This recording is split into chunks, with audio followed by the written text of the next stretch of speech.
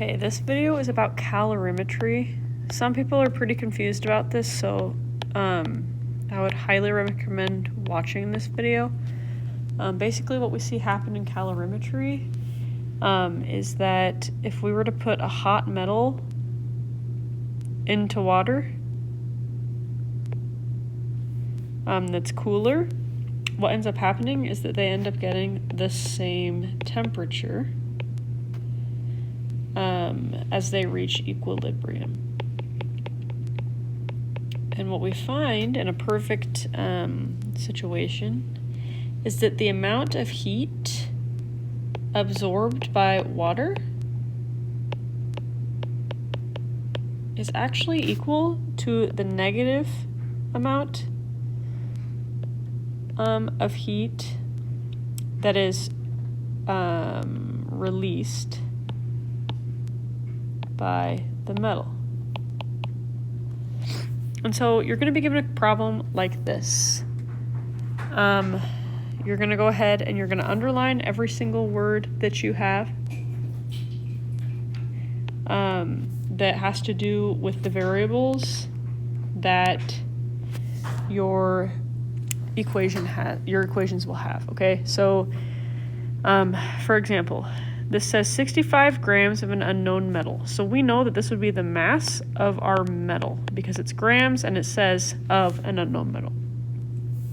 We know that this metal is at 85 degrees Celsius. So that means it's our first temperature. It's Ti of the metal. And it's placed in 225 grams of 24.681 degrees Celsius water. So this tells us that we have 225 grams of blah, blah, blah, water. So that's mass of water. And then this is the first temperature they gave us for water. And this is in a calorimeter, which means that we're assuming that hopefully the Q's end up being equal because energy should neither be created nor destroyed.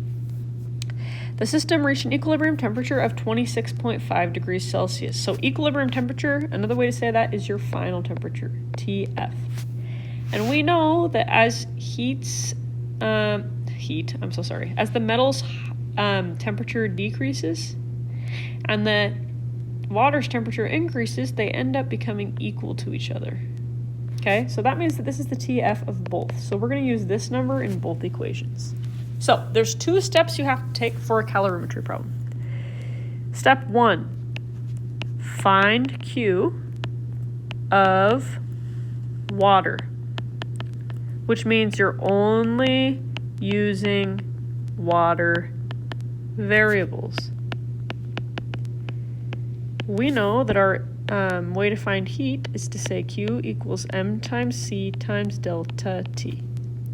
We're looking for heat, so Q is going to stay at our unknown. And then we're going to plug in everything that has to do with water.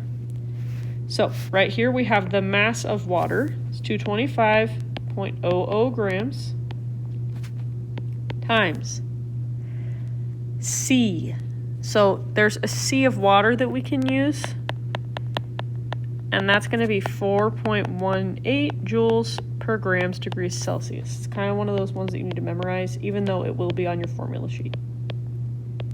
And then we need to find the delta T of our water. So to find delta T, we do delta T equals TF minus TI.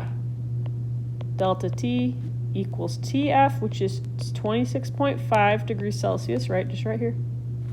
And then our TI for the water, the first temperature we had was 24.681 degrees Celsius. And so in my calculator, I'm going to do 26.5 minus 24.681. If you tried that on your calculator with me, you should have gotten 1.819 degrees Celsius. And I'm going to actually put that in for delta T because that's the last part of my equation. And now I can go ahead and solve. I'm going to say 225 times 4.18 times 1.819.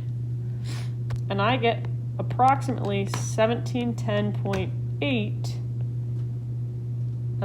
joules. And that's how much is absorbed by water. So where is this water getting the energy from? Well, it's getting it from the metal. And if we know that the Q of water is equal to the negative Q of the metal, so they're just opposites, then we should know that our Q of metal here is just going to be negative 1710.8.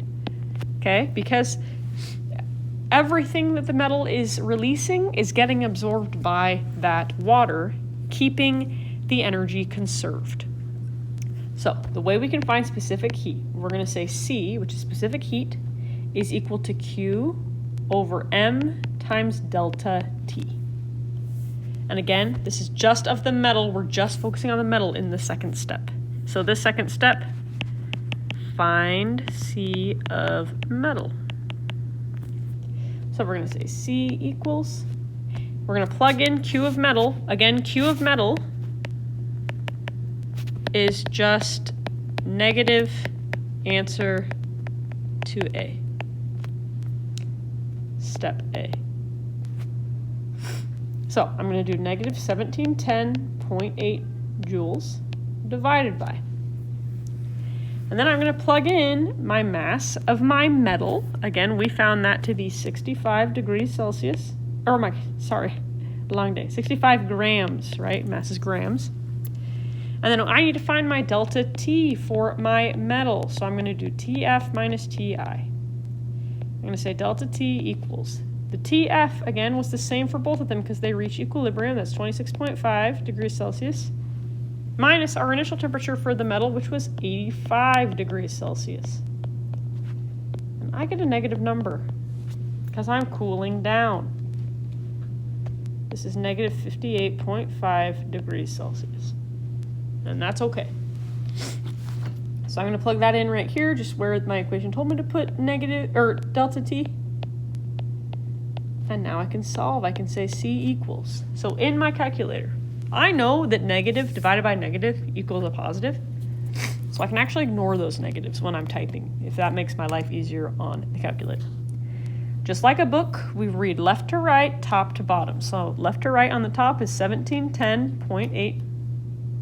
Then this line right here means divided by. And I'm going to put in parentheses 65.00 times 58.5, enter. And I get 0.45 joules per grams degrees Celsius. So a quick recap of how you do these problems. Mark up text. Find Q of water. Find C of metal. Hopefully that helps you with calorimetry. Oops.